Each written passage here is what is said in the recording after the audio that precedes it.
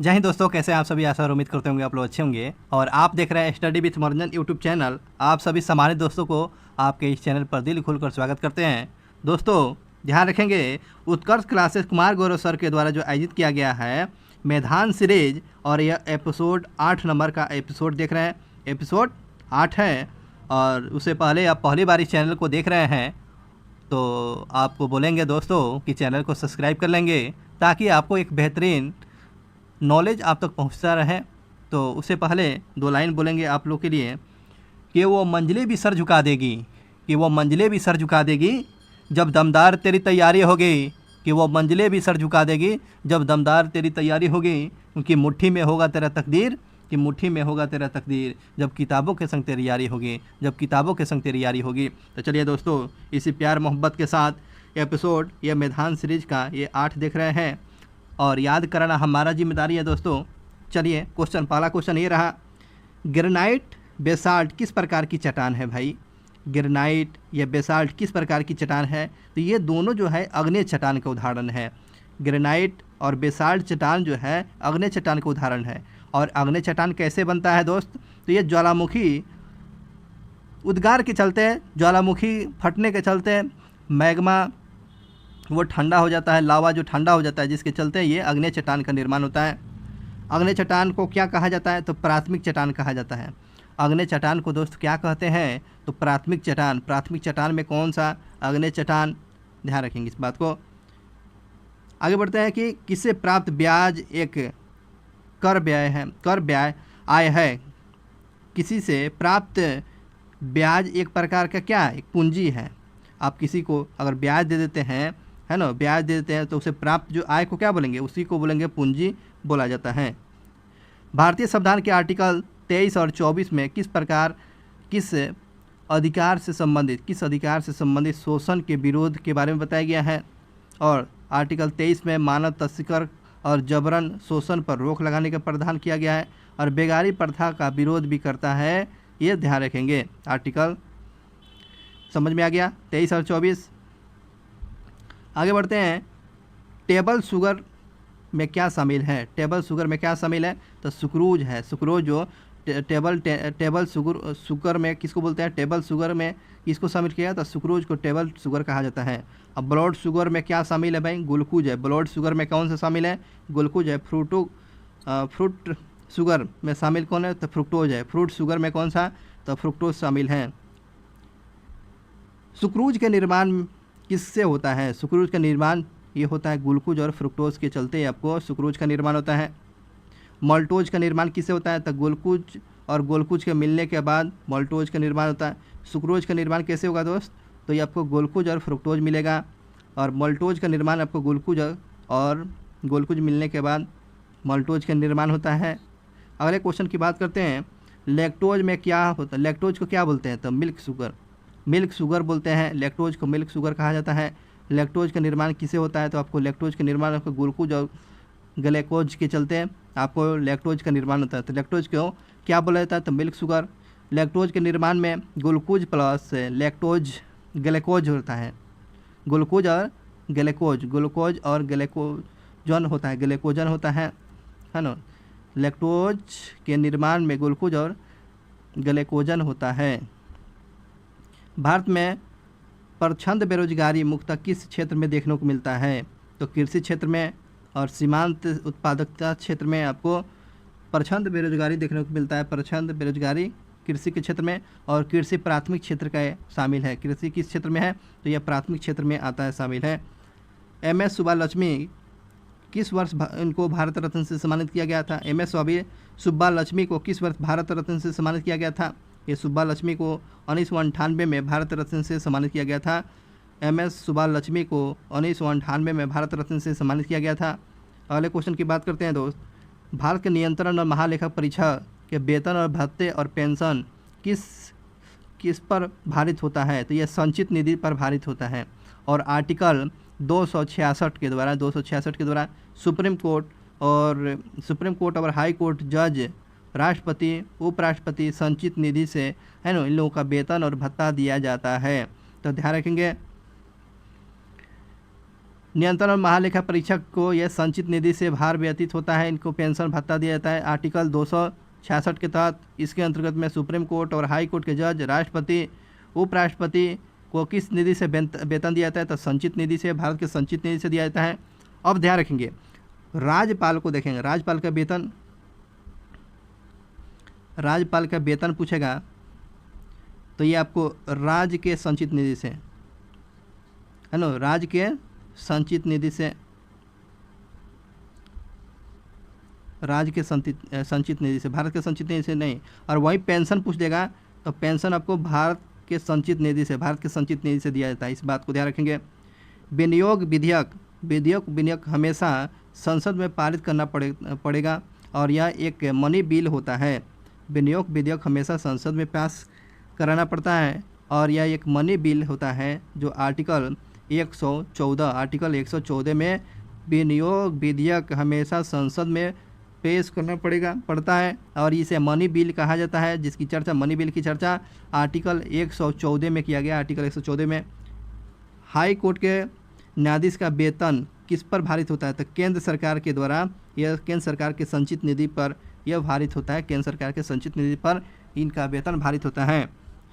भारत पर आधारित किताब उल हिंद के लेखक कौन है? किताब उल हिंद के लेखन तो ये अलबुर्नी है, किताब उल हिंद के लेखक अलबुर्नी साहब है, अलबुर्नी। चलिए आगे बात करते हैं। विधान परिषद की न्यूनतम संख्या कितनी है? तो विधान परिषद में न्यूनतम संख्या आपको 40 है। विधान परिषद में न्यूनतम संख्या पूछेगा तो 40 है, इस बात को ध्यान रखेंगे। किन किन राज्य में द्विसदनीय है? द्विसदनीय व्यवस्था आपको कहाँ? तेलंगाना में, उत्तर प्रदेश में, बिहार में, महाराष्ट्र में और आंध्र प्रदेश में और कर्नाटक में और पश्चिम बंगाल में प्रस्ताव पारित कर दिया गया है। तो द्विसदनीय व्यवस्था आपको कहाँ? एक नंबर में 1 हो जाएगा आपको तेलंगाना, 2 हो जाएगा उत्तर प्रदेश, 3 में हो जाएगा आपको बिहार, 4 महाराष्ट्र, 5 आंध्र प्रदेश, 6। तो 6 राज्य में द्विसदनीय व्यवस्था है। तो इस बात को ध्यान रखेंगे, द्विसदनीय व्यवस्था आपको तेलंगाना में, उत्तर प्रदेश में, बिहार में, महाराष्ट्र में, पश्चिम बंगाल में और कर्नाटक में द्विसदनीय व्यवस्था है। बेरी रोग किसकी कमी से होता है? विटामिन B1 की कमी से बेरी रोग होता है और जिसे थायमिन बोलते हैं। पॉलिश चावल में नहीं होता है, पॉलिश चावल में आपको विटामिन B1 पाया जाता है। विटामिन B1 खत्म हो जाता है, मतलब कि पॉलिश कर देने पर ये चावल पर विटामिन B1 जो रहता है पॉलिश कर देने पर क्या होता है? ख़त्म हो जाता है, जिसको क्या बोलता है? विटामिन B1 को थायमिन कहा जाता है। जिसका रोग कौन सा? तो बेरी रोग हो जाता है। बेरी रोग विटामिन B1 की कमी से होता है। चलिए आगे क्वेश्चन की बात करते हैं। किस वर्ष में रेल बजट को केंद्रीय बजट में मिला दिया गया? तो विवेक देवराय कमीशन की सिफारिश पर 2017 में मिला दिया गया। किस वर्ष जो है रेल बजट को केंद्रीय बजट में मिला दिया गया भाई? तो एक कमीशन गठित किया गया था विवेक देवराय कमीशन के सिफारिश पर 2017 में आपको रेल बजट और केंद्रीय बजट को मिला दिया गया था। किस वर्ष रेल बजट को केंद्रीय बजट से अलग कर दिया गया था? तो एक वर्ष समिति की सिफारिश पर। मोदी जी आए थे ना, रेल बजट को केंद्रीय बजट में मिला देते हैं, ना रहेगा रेल का बजट ना रहेगा, ना लोग पूछेगा, इसलिए बातें ख़त्म कर दो, जो चैप्टर को ख़त्म ही कर दिया। तो एक कमीशन गठित किया गया था विवेक देवराय समिति और 2017 में इसको मिलाया गया। और इसको ध्यान रखेंगे, रेल बजट और केंद्रीय बजट को अलग किया गया था एक वर्ष कमीशन के सिफारिश पर किया के विलय पर। आगे बात करते हैं। नौकरेक बायो रिजर्व जो है पूछ रहा है, नौकरेक बायो रिजर्व आपको भारत के किस राज्य में स्थित है? तो मेघालय में है। मेघालय में नौकरेक बायो रिजर्व से बायोस्फीयर रिजर्व कहाँ है? तो आपको मेघालय में है। बाल उपक्रम जगह होगा, हो सकता है। आगे बढ़ते हैं। भारत में बड़े पैमाने पर सोने के सिक्का जारी करने वाला पहला शासक कौन वंश का राजा था? किस वंश का राजा था? तो कुषाण वंश के राजा जो है सबसे भारत में बड़े पैमाने पर सोने का सिक्का जारी करने वाला शासक पूछ रहा है। तो ये आपको कुषाण वंश के शासकों के द्वारा सबसे ज़्यादा भारी मात्रा में सोना का सिक्का कुषाण वंशों के द्वारा जारी किया गया था। कुषाण वंश के संस्थापक पूछ रहा है तो कुजुल कोडफिसस जो है कुषाण वंश के शासक हैं जिन्होंने भारत में बड़े पैमाने पर सोने का सिक्का जारी किया था। और कुषाण वंश के किस शासक ने बौद्ध संगति का आयोजन किया था? तो आपको वसुमित्र की अध्यक्षता में कुषाण वंश के जो है बौद्ध संगति का आयोजन किया गया था वसुमित्र की अध्यक्षता में। और उसके बाद उपाध्यक्ष किसको बनाया गया था? अश्वघोष को बनाया गया था। कुषाण वंश के द्वारा कौन सा संबंध चलाया गया था? तो शक संबंध चलाया गया था। कुषाण वंश के द्वारा कौन सा संबंध चलाया गया था? तो शक संबंध चलाया गया था। इस बात को ध्यान रखेंगे। एक आता है हरिपुरा अधिवेशन, एक होता है त्रिपुरी संकट। तो यह हरिपुरा जो हुआ था अध्यक्षता कौन किया था? सुभाष चंद्र बोस। और त्रिपुरी संकट जो था, त्रिपुरी में जो है आपको सुभाष चंद्र बोस जो है कांग्रेस पद पर जो चुना गया था, लेकिन इस पद से इस्तीफा दे देते हैं, है ना, जो त्रिपुरी संकट। उसके बाद त्रिपुरी में आपको अध्यक्षता कौन किए थे? तो डॉक्टर राजेंद्र प्रसाद जी किए हुए थे, और 1938 में त्रिपुरा अधिवेशन का अध्यक्ष सुभाष चंद्र बोस। 1939 में फॉरवर्ड ब्लॉक की स्थापना सुभाष चंद्र बोस कर देते हैं, और उसके बाद कांग्रेस से इस्तीफा दे देते हैं। चूने के पानी में कार्बन डाइऑक्साइड गैस को प्रभावित करने पर बनने वाले अपक्षय की पहचान कीजिए। तो चूने के पानी में कार्बन डाइऑक्साइड गैस को प्रभावित करने पर बनने वाले अपक्षय को पहचान करना है, तो क्या बनेगा? कैल्शियम कार्बोनेट बनेगा, कैल्शियम कार्बोनेट बनता है। शक संवत की शुरुआत पूछ रहा है, शक संवत की शुरुआत कब हुई थी? शक संवत की शुरुआत पूछ रहा है कब? तो 78 ईसा में शक संवत की शुरुआत हुआ था। 78 ईसा में शक संवत की शुरुआत हुआ था। किस चार्टर अधिनियम के द्वारा भारत के साथ व्यापार पर ईस्ट इंडिया कंपनी का एकाधिकार पूर्णतः निलंबित कर दिया गया था? और ये जो था चाय और चीनी पर छूट दिया गया था, वो था आपको चार्टर एक्ट अधिनियम 1933 को पूर्णतः निलंबित किया गया, है ना। और एकाधिकार निलंबित बिल के द्वारा 1913 के चार्टर एक्ट के द्वारा। तो इस प्रकार जो है कंपनी पर एकाधिकार जो है समाप्त कर दे, मतलब कि एकाधिकार कर लिया गया। लेकिन चाय और चीन के साथ व्यापार बना रहा था, उसको निलंबित नहीं किया गया था। और बाद में चलकर 1833 में चाय और चीन के साथ है व्यापार को बंद कर दिया गया। क्या कर दिया गया? एंड कर दिया गया, समाप्त कर दिया गया। यंग बंगाल आंदोलन के नेतृत्वकर्ता कौन थे भाई? यंग बंगाल आंदोलन के नेतृत्वकर्ता हेनरी लुइस बिबेन डेरेजियो थे। Henry Louis Vivian Derozio young Bengal आंदोलन के नेतृत्वकर्ता थे। इस बात को ध्यान रखेंगे। अगले क्वेश्चन की बात करते हैं। भारत के महिनावादी की नियुक्ति कौन करता है? तो राष्ट्रपति करता है। और यह भारत का सबसे बड़ा विधि अधिकारी, भारत का न्यायवादी, जिसे अटॉर्नी जनरल ऑफ इंडिया बोला जाता है। और महिनावादी की चर्चा किस आर्टिकल में किया गया दोस्त? आर्टिकल 76 में किया गया है। आर्टिकल 76 में महिनावादी की नियुक्ति की बात है। तो ये प्रसाद पर्यंत पर निर्भर करता है। सबसे बड़ा विधि अधिकारी महिनावादी, और इनका वेतन जो होता है, इनका जो पावर जो है संसद के लोकसभा के सदस्य के समान ही होता है। यह किसी भी कार्रवाई में भाग ले सकता है। चलिए आगे बढ़ते हैं। किस भारतीय क्रिकेटर ने the test of my life पुस्तक लिखा है? तो the test of my life पुस्तक किसके द्वारा लिखा गया है? युवराज सिंह के द्वारा। जो माई टेस्ट ऑफ माई लाइफ लिखा गया पुस्तक युवराज सिंह के द्वारा। 5 जगत वर्गीकरण का जनक किसको बोला जाता है? 5 जगत के वर्गीकरण किसको बोला जाता है? एच हिकेटियर को, व्हिटिकर को बोला जाता है। सॉरी, एच व्हिटिकर को 5 वर्गीकरण का जनक आपको बोला जाता है। तो 5 वर्गीकरण में आपको मनेरा, प्रोटिस्टा, फंजाई, प्लांटी और एनिमिलिया को शामिल किया गया है। तो व्हिटिकर के द्वारा जो है 5 वर्गीकरण किया गया था, इसलिए इनको 5 वर्गीकरण का जनक आपको व्हिटिकर को बोला जाता है, जिसमें मोनेरा, प्रोटिस्टा, फंजाई, प्लांटी और एनिमिलिया को शामिल किया गया है। द्वितीय पंचवर्षीय योजना से किनका नाम जुड़ा हुआ है? तो द्वितीय पंचवर्षीय योजना याद रखेंगे 1956 से 61 तक ले। और ये पूछ रहा है किस मॉडल पर आधारित है? महालोबिस मॉडल पर आधारित था। दूसरा पंचवर्षीय योजना आपको 1956 से 61 में शुरू किया गया था। और दूसरा पंचवर्षीय योजना किस मॉडल पर आधारित था? महालोबिस मॉडल पर आधारित था। इस बात को ध्यान रखें, महालोबिस मॉडल पर आधारित था। भिलाई छत्तीसगढ़ में, राउरकेला उड़ीसा, दुर्गापुर में पश्चिम बंगाल की स्थापना किया गया था, है ना। ये द्वितीय पंचवर्षीय योजना की बात था। उद्योग की स्थापना किया गया था भिलाई छत्तीसगढ़, राउरकेला उड़ीसा, दुर्गापुर पश्चिम बंगाल में लौह इस्पात स्थापित किया गया था।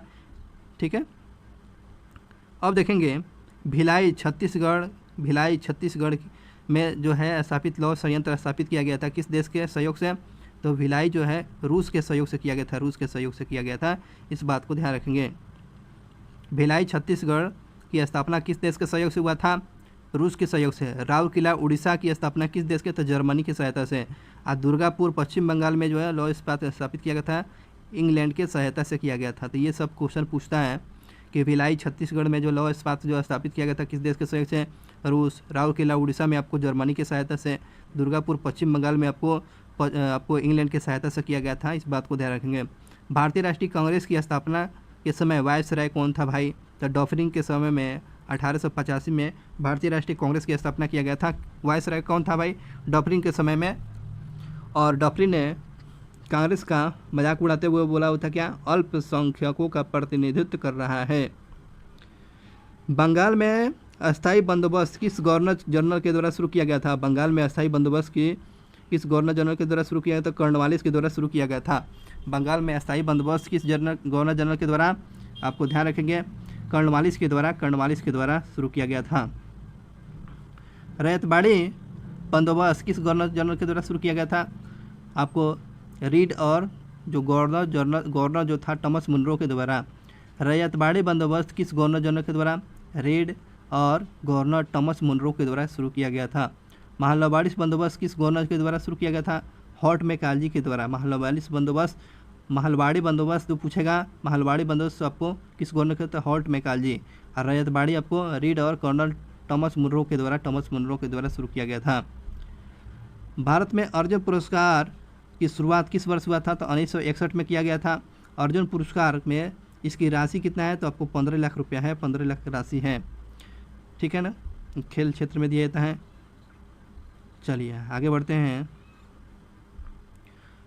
भारत सरकार अधिनियम 1919 पारित होने के बाद सरकार के कार्यों को अध्ययन करने के लिए कौन सा संवैधानिक आयोग स्थापित किया गया था? तो साइमन कमीशन यह स्थापित किया गया था 1927 में स्थापित किया गया था। भारत सरकार अधिनियम 1919 में पारित किया गया सरकार के कार्यों को अध्ययन करने के लिए संवैधानिक आयोग स्थापित किया गया था। साइमन कमीशन स्थापित किया गया था। साइमन कमीशन की स्थापना कब? 1927 में। और आता है कब? भारत में मुंबई में 1928 में, जिसको साइमन कमीशन गो बैक का नारा दिया गया था। सिहाद्री किसका भाग है भाई? सिहाद्री किसका भाग है? तो पश्चिमी घाट का उत्तरी हिस्सा को सिहाद्री बोला जाता है। और हिमाद्री जो पूछता है, हिमाद्री ये महाराष्ट्र में बोला जाता है। हिमाद्री सिहाद्री पूछेगा तो पश्चिमी घाट का उत्तरी हिस्सा को बोला जाता है। चलिए आगे बढ़ते हैं। भारत के किस अवस्था में उनके कण के कारण आकर्षण बल सबसे कम होता है? तो गैस के चलते। पदार्थ के किस अवस्था में उनके कण के बीच में आकर्षण सबसे कम होता है? तो गैसों के बीच में जो है आकर्षण बल कम होता है। वो कौन सा नृत्यांगना दो नृत्यों भारतनाट्यम और ओडिसी से संबंधित हैं? तो सोनलमाल सिंह संबंधित हैं। तो ध्यान रखेंगे भारतनाट्यम और ओडिसी से संबंध रखने वाले कौन सा? सोनलमान सिंह है। सोनलमान सिंह ये दोनों नृत्य करते हैं, भारतनाट्यम और ओडिसी। सोनलमान सिंह। परितंत्र शब्द का प्रतिपादक कौन है भाई? तंत्र का प्रतिपादक टॉन्सले है।